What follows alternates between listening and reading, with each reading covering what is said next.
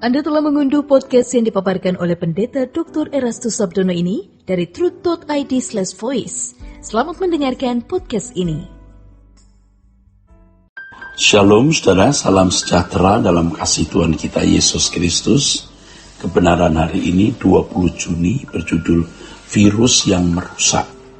Saudara, di media sosial tampak dua kelompok, yaitu orang-orang rasionalis dan mistisis menampilkan diri.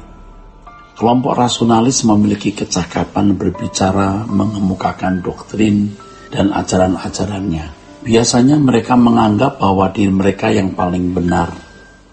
Itulah sebabnya mereka banyak berbicara dengan alasan hendak meluruskan ajaran orang yang dianggapnya salah dan merasa berkewajiban mengajarkan ajaran mereka yang mereka klaim paling benar.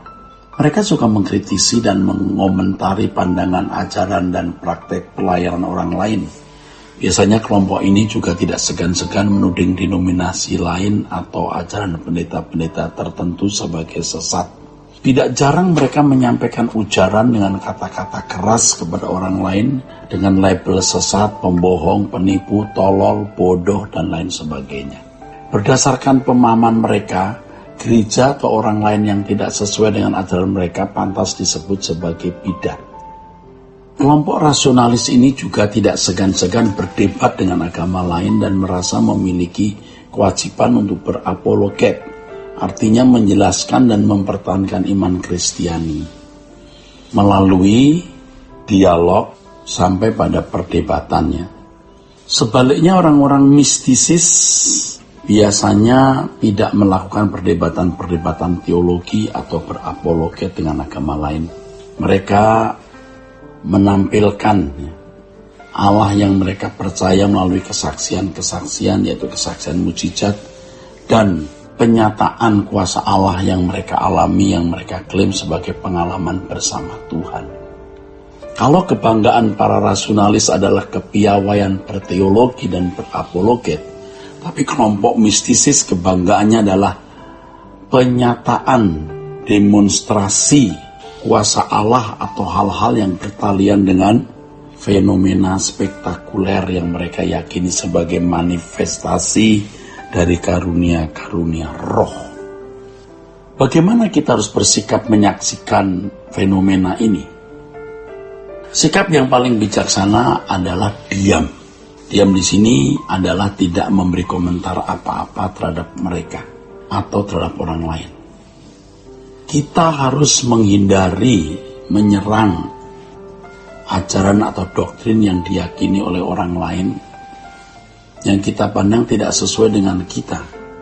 Apalagi menyerang pribadi, menyerang pribadi pengajarnya. Dengan diam apakah berarti kita tidak bertanggung jawab? Tentu kita bertanggung jawab dengan cara yang santun. Cara santun di sini maksudnya adalah kita mengajarkan doktrin atau ajaran yang kita pahami sebagai kebenaran yang alkitabiah kepada lingkungan kita sendiri, ya, tanpa membenturkan secara frontal atau head to head dengan doktrin atau ajaran orang lain. Apalagi menyebut nama pribadi, nah itu kita hindari ya. Ya, jangan ya.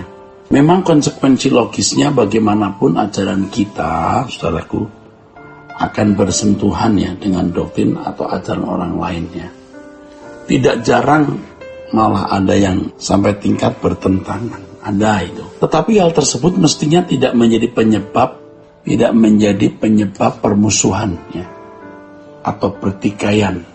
Perbedaan pendapat harus diakui ada ya, diakui ada dan kita akui sebagai sesuatu yang wajar. Perbedaan itu harus diakui ada dan kita akui sebagai sesuatu yang wajar. Perdebatan sampai pada tingkat pertikaian tidak memberi dampak yang baik untuk semua pihak ya. Tidak memberi dampak yang baik. Pada akhirnya perdebatan tidak menghasilkan suatu kelompok berpindah ke kelompok yang lain, saudara. Kelompok masing-masing baik yang rasionalis dan mistisis sudah mengkristal, saudara, menjadi segmen yang permanen ya, tidak berubah lagi. Masing-masing Orang bisa menyampaikan apa yang dipandangnya baik tanpa perdebatan dan pertikaian. Masyarakat yang akan menilai atau menimbang mana yang dianggapnya benar, saudara. Orang yang suka berdebat dan berusaha menunjukkan kesalahan orang lain dengan alasan bahwa dirinya sedang membela kebenaran, padahal belum tentu demikian, adalah orang-orang yang belum selesai dengan dirinya sendiri. Ya. Jangankan dewasa rohani, dewasa mental pun mereka tidak atau belum. Memang bisa saja Tuhan memerintahkan seseorang untuk menyampaikan kebenaran dengan menunjuk kesalahan orang lain. Seperti misalnya Paulus, saudaraku, menunjuk kesalahan Petrus yang ditulis dalam Galatia pasal 2 ayat 11-14. Tetapi hal tersebut, saudara, tidak boleh sembarangan menjadi alasan seseorang bertindak sama seperti Paulus. Ya. Kita tidak meragukan sama sekali kapasitas Paulus sebagai rasul dalam bertindak.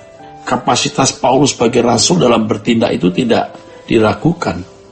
Juga tulisan Paulus yang mengkritisi ajaran-ajaran yang tidak sesuai dengan Injil yang diberitakan oleh Paulus.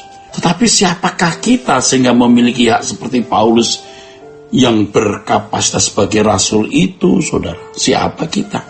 Siapa yang mengangkat diri seperti rasul? Kita harus jujur melihat diri sendiri, kesucian hidup kita, prestasi pelayanan yang telah kita capai, dan berbagai aspek yang menunjukkan bahwa kita adalah seorang yang pantas dipercayai untuk menegur orang lain. Periksa diri dulu. Masalah pengajaran adalah masalah yang sangat relatif, seperti karet yang dapat ditarik kemana saja. Setiap orang dapat memiliki perspektif sendiri terhadap Alkitab yang membangun doktrin atau ajaran yang diklaimnya sebagai paling benar. Tentu setiap orang akan membela doktrin dan ajarannya, sebab itu merupakan harga diri. Oleh sebab itu menyerang secara langsung suatu doktrin atau ajaran, apalagi menyebut nama, itu sama juga menyerang sebuah harga diri. Ya. Bisa dimengerti kalau seorang yang dipandang sesat karena pengajarannya dikucilkan, bahkan dihukum mati pada zaman dulu. Sebenarnya ini merupakan kemerosotan gereja karena Yesus tidak pernah mengajarkan demikian. Tidak pernah. Ya. Orang yang belum matang mentalnya ditandai dengan sikap semena-mena menyerang doktrin dan ajaran orang lain, bahkan menyebut nama secara terang-terangan. Mereka memandang ajaran yang mereka pandang salah seperti virus, padahal belum tentu salah. Padahal tindakan mereka jelas-jelas merupakan virus yang merusak keharmonisan hidup bersama. Sementara yang menyerang itu merasa sedang membela kebenaran, ternyata dia sendiri jadi virus. Dia menyerang virus, tapi sebenarnya dirinya itu virus. Hati-hati, saudara, ya. Tuhan memberkati. Sola Gracia.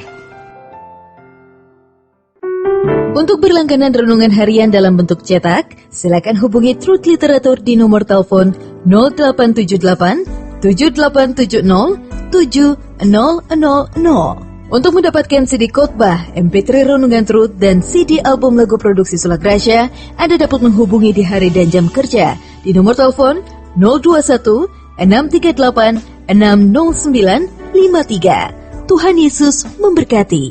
Sola Gracia.